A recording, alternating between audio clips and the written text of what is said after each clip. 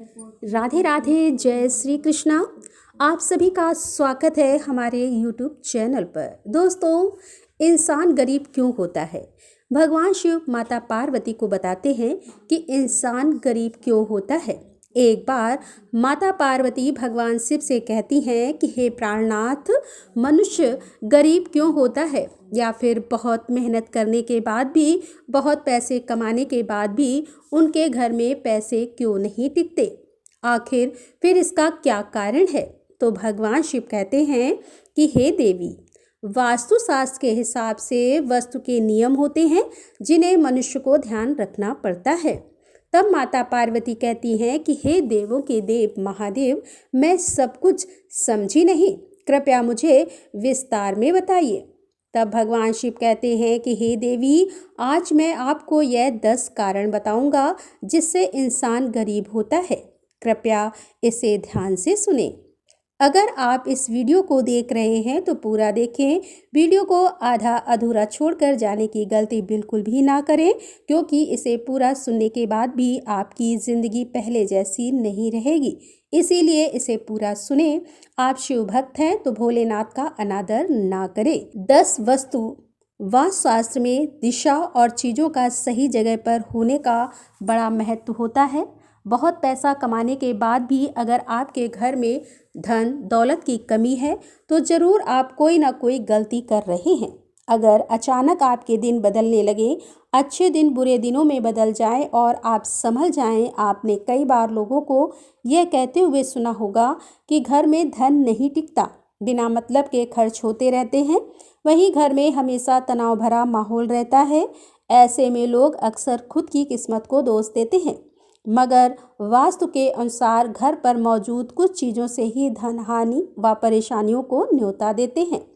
अगर आपके साथ ऐसा होने लगे तो आप ही अपने घर में रखी हुई चीज़ पर ध्यान दें। घर में मौजूद हर चीज़ से सकारात्मक या नकारात्मक ऊर्जा निकलती है। ऐसे में इन घरों में रहने वाले लोगों पर भी इन ऊर्जाओं का असर निश्चित रूप से होता है। नकारात्मक ऊर्जा वाली कोई चीज़ घर में नहीं हो तो व्यक्ति को मानसिक, आर्थिक और शारीरिक तीनों तरह की परेशानियों का सामना करना पड़ेगा। ज्योतिष शास्त्र के लेकर वास्तुशास्त्र में सुख, समृद्धि और सकारात्मक के लिए कई तरह के नियमों के बारे में बताया गया है।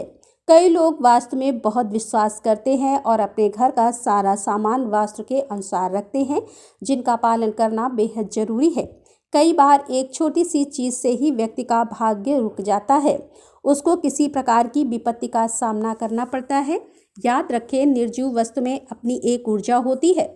वास्तुशास्त्र में घर से जुड़ी हुई कई चीज़ों के बारे में विस्तार से बताया गया है, जिसे अपनाने से घर में सुख, शांति, सुखी और सकारात्मकता आती है। घर में मौजूद हर चीज़ सकारात्मक या नकारात्मक ऊर्जा निकलती है। ऐसे में इन घरों में रहने वाले लोगों पर इन ऊर्जाओं का असर निश्चित रूप से होता है। नकारात्मक ऊर्जा वाली कोई भी चीज़ भी घर में ही हो तो उस व्यक्ति को मानसिक, आर्थिक और शारीरिक तीनों तरह की परेशानियों का सामना करना पड़ता है। वास्तुशास्त्र के अनुसार घर में क्या रखना चाहिए और क्या नहीं रखना चाहिए जरूरी है। जो वस्तुएं घर में नहीं रखनी चाहिए, जिससे घर में नकारात्मक ऊर्जा का विकास होता है और जीवन दुखमय बन जाता है। पहले हम उन वस्तुओं के बारे में बताएंगे कि जिनके बारे में आप नहीं जानते। नंबर 1, कोई भी देवी देवताओं की मूर्तियां या चित्र।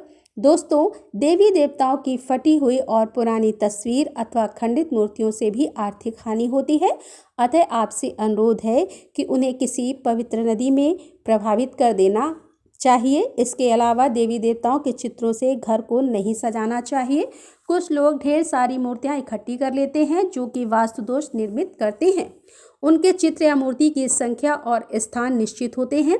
इसके अलावा कुछ लोग आजकल भगवान के ऐसे चित्र लगा लेते हैं जो परंगत नहीं हैं, जिसे चिलम पीते हुए शिव जी या विक के विकराल रूप से भैरव। नंबर 2, वास्तुशास्त्र के अनुसार अपने घर या ऑफिस में सांप, गंदे उल्लू, सुअर, बांस, चमगादड़, गिद्ध, कबूतर, कौवा जैसे पक्षियों और जानवरों की तस्वीर कदापि ना लगाएं।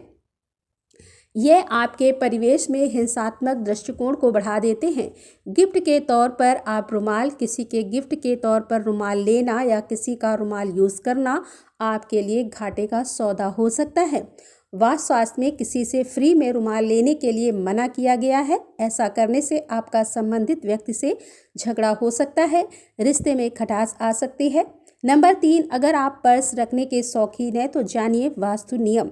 पर्स या तिजोरी में धार्मिक और प्रवृत्ति वस्तुएं रखें जिनसे सकारात्मक ऊर्जा का संचार होता है। वास्तु शास्त्र के अनुसार कभी भी फटा हुआ पर्स और टूटी हुई तिजोरी नहीं रखनी चाहिए। जेब में कभी भी फैले हुए पैसे ना रखें। टूटी फूटी चीज़ें, टूटे बर्तन, दर्पण, इलेक्ट्रॉनिक सामान, तस्वीर, दीपक, पलंग, घड़ी, झाड़ू, मग, फर्नीचर जैसे भी कोई भी टूटी फूटी सामान हो घर में नहीं रखना चाहिए। इससे घर में नकारात्मक ऊर्जा का निर्माण होता है और सकारात्मक ऊर्जा घर से निकल जाती है और व्यक्ति मानसिक परेशानियों को झेलता है। घर में कोई भी टूटा हुआ सामान है तो उसे मरम्मत करवा लें, अन्यथा उसे घर से बाहर फेंक दें। ऐसी वस्तुएं नकारात्मक ऊर्जा तो पैदा करती ही हैं। पूजा के कलश खाली रखने में भी लगता है वास्तु दोष। पूजा घर में रखे कलश के कभी भी खाली नहीं रखना चाहिए। आपको बता दें कि पूजा कलश में ब्रह्मा, विष्णु और महेश का वास होता है। पूजा कलश का संबंध व्यक्ति के जीवन से है, इसीलिए पूजा कलश को कभी खाली ना रखें। कलश में गंगा जल जरूर भर के रखें। इससे घर में सुख समृद्धि आती है और उन्नति प्रगति के सभी रास्ते खुल सकते हैं। सजावटी वस्तुएं, कुछ लोग घर में कलात्मक लुक देने के लिए नकली या कांटेदार पौधे लगा लेते हैं। वास्तुशास्त्र के अनुसार घर में कांटेदार पेड़ पौधे ना लगाएं। इस पारिवारिक संबंधों में भी कांटों की भी चुभन पैदा होने लगती है, जिससे घर के सभी सदस्यों की मति भ्रष्ट हो जाती है। कई लोग पुरानी या फालतू चीज़ों में भी अपना घर सजाते हैं। ऐसा करना अच्छा नहीं माना जाता, जो कि गलत है। ऐसे वस्तु घर में नकारात्मक ऊर्जा को बढ़ावा देती है। वास्तु के अनुसार जब घर में नकारात्मक ऊर्जा में बढ़ोतरी होती है, इसके साथ ही स्वास्थ्य संबंधी समस्याएं भी हो सकती हैं। यदि कलाकृतियों के नाम पर ऐसी वस्तुएं हैं या पेंटिंग है जिसमें सूखे हुए पेड़ पौधे हों या मानव रहित उजड़ा शहर हो, बिखरा हुआ घर हो, तो मानी तो जाती है कलात्मक, लेकिन वास्तुशास्त्र के अनुसार यह सभी नकारात्मक ऊर्जा को पैदा करती है। हानिकारक वस्तुएं हैं। घर में ऐसी कई हानिकारक वस्तुएं होती हैं जिससे कि घर में रखते हैं तो घर का जो वातावरण है वह शैला बन जाता है। जिससे घर का जो वातावरण होता है वह विषैला बन जाता है। यह स्थूल रूप से दिखाई नहीं देता, लेकिन हवा, गुण, धर्म इससे बदल सकता है। ऐसे कई वस्तुएं हैं जो हमारे घर में आसपास रहती हैं, जैसे यहाँ वहाँ घर में बिखरी ढेर सारी दवाइयाँ और टॉयलेट क्लीनर सोप, फिनाइल, जहरीले रसायन, कीटनाशक और भी मच्छर मारने की दवा। सभी तरह की हानिकारक वस्तुओं के लिए एक स्थान युक्त होना चाहिए और वह भी ऐसा वहाँ सुरक्षित रखें। ऐसी वस्तुओं के लिए अलग सी लकड़ी या लोहे का कोई एक बॉक्स बनवाएं और उसमें रखें, जो किचन और बच्चे और बेडरूम से दूर रहे। वास्तु दोष मिटाने के लिए कपूर रखें। यदि घर के किसी स्थान पर वास्तु दोष निर्मित हो रहा है तो वहाँ एक कपूर की 2 टिक्कियाँ रख दें और जब वह टिक्कियाँ गल कर समाप्त हो जाएं तब दूसरी टिक्कियाँ रख दें। इस तरह बदलते रहेंगे तो वास्तु दोष निर्मित नहीं रहेगा। मकड़ी का जाला, दोस्तों घर में बनने वाले मकड़ी के जाल तुरंत हटा दें। इनसे आपके अच्छे दिन बुरे दिन में बदल सकते हैं। ध्यान से देखने पर मकड़ी का जाला घर के कोने कोने में रहता है और उसे हटाना जरूरी है। कुछ लोग को हटाने से डरते हैं क्योंकि इससे किसी के घर को तोड़ने का आभास होता है, लेकिन इसे तोड़ना जरूरी है क्योंकि मकड़ी जाला रहने के लिए नहीं, शिकारी को फंसाने के लिए बनाती है। अतः माना जाता है कि जाला होना तो अनुचित ही नहीं है। माचिस अग्नि का प्रतीक है। ऐसे में किसी की माचिस लेना बंद, मतलब घर में अशांति फैलाना। फ्री में माचिस लेने से घर के सदस्यों के मन में क्रोध पैदा होता है, वह अशांति का माहौल बना रहता है। दोस्तों, आपने देखा होगा कई लोग अपने घर में अन्य आवश्यक पत्थर, नंग, अंगूठी, ताबीज या अन्य इसी तरह के सामान घर में कहीं रख कर भूल जाते हैं या छोड़ देते हैं। यह मालूम नहीं रहता कि कौन सा पत्थर है, नग है, फ़ायदा पहुंचा रहा है और कौन सा पत्थर नग नुकसान पहुंचा रहा है। इसीलिए इस तरह के सामान को घर से बाहर निकाल दें। दोस्तों, वास्तुशास्त्र के अनुसार एक छोटा सा पत्थर भी आपके भाग्य को दुर्भाग्य में बदलने की क्षमता रखता है। यदि यह घर में रखा है तो इसको ऊर्जा धीरे धीरे आपके वातावरण को बदल कर रख देगी। सोफ़ा, कुर्सी और टेबल, घर में टूटी हुई चेयर या टेबल पड़ी है तो उसे तुरंत घर से हटा दें या उसे मरम्मत करा लें। यह आपके पैसों और तरक्की को रोक देती है। सोफ़ा, कुर्सी हो या टेबल कैसी भी हो, इसका भी वास्तु होता है। यह भले ही सुंदर और साफ हो, लेकिन कभी कभी इनकी बनावट या आकार प्रकार भी घर में नकारात्मक ऊर्जा विकास करती है। इसीलिए किसी वास्तुशास्त्र की जानकारी से पूछकर ही इन चीज़ों को खरीदें। घर के दरवाज़ा दक्षिण की तरफ तो वास्तु दोष लगेगा। यदि आपका यह दक्षिण मुखी है तो आप सबसे पहले घर के सामने द्वार से 2 गुनी दूर पर नीम का एक पेड़ लगाएं। दूसरा यह है कि द्वार के ऊपर पंचमुखी हनुमान का चित्र लगाएं। आदम का दर्पण भी लगा सकते हैं। मुख्य द्वार के ऊपर पंचधातु का पिरामिड लगवाने से भी वास्तु दोष समाप्त होता है। गणेश जी का पत्थर की 2 मूर्तियां बनवाएं जिनकी पीठ आपस में जुड़ी हो या जुड़ी गणेश प्रतिमा को मुख्य द्वार के बीचों बीच चौखट पर फिक्स कर दें ताकि गणेश जी अंदर को देखें, और एक बाहर को वास्तु जड़ से खत्म करने के लिए सुंदरकांड और रामचरितमानस का पाठ करें।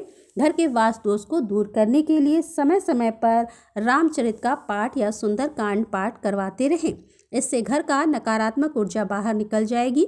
यूँ तो शनिदेव के प्रकोप से बचने या उनकी कृपा पाने के लिए उन्हें तेल चढ़ाया जाता है, लेकिन किसी से मुफ्त में तेल लेना और बहुत भारी पड़ सकता है। ऐसा करने से आपको आर्थिक तंगी का सामना करना पड़ सकता है। काला तिल भूलकर भी किसी से मुफ्त में या दान में किसी से काला तिल नहीं लेना चाहिए। काले तिल का सीधा संबंध राहु और केतु और शनि से माना जाता है। ऐसे में काला तिल मुफ्त में लेने से आपको बड़ी मुसीबतों का सामना करना पड़ सकता है। भूल कर भी फ्री में किसी से सुई ना लें। ऐसा करना आपके वैवाहिक जीवन में कलेश पैदा कर सकता है, रिश्तों में खटास पैदा करना, प्रेम संबंधों में बुरा असर पड़ता है। और लोहा, किसी से फ्री में लोहा लेना मतलब खुद की मुसीबतों को आमंत्रण देना होता है। लोहे का भी संबंध शनिदेव से है। ऐसे में किसी से फ्री में किसी से लोहा लेने से घर में गरीबी और दरिद्रता आती है। किसी के घर से नमक लाने से क्या होगा? घर में अब आज नमक खत्म होने पर हम पड़ोसी से फ्री में थोड़ी सी मांग लेते हैं, लेकिन यह गलती कभी मत करिए। नमक का सीधा संबंध शनि से होता है। ऐसे में अगर आप किसी से मुफ्त में नमक लेते हैं तो आर्थिक तंगी आपको घेर लेगी, स्वास्थ्य पर बुरा असर पड़ेगा और आप पर कर्जा भी बढ़ता जाएगा। उम्मीद है कि आपको यह वीडियो अच्छी लगी होगी। अगर वीडियो पसंद आई होगी तो हमारे चैनल को सब्सक्राइब कर लीजिएगा, वीडियो को लाइक कर दीजिएगा और कमेंट सेक्शन में हर हर महादेव जरूर लिखिएगा। राधे राधे, जय श्री कृष्णा।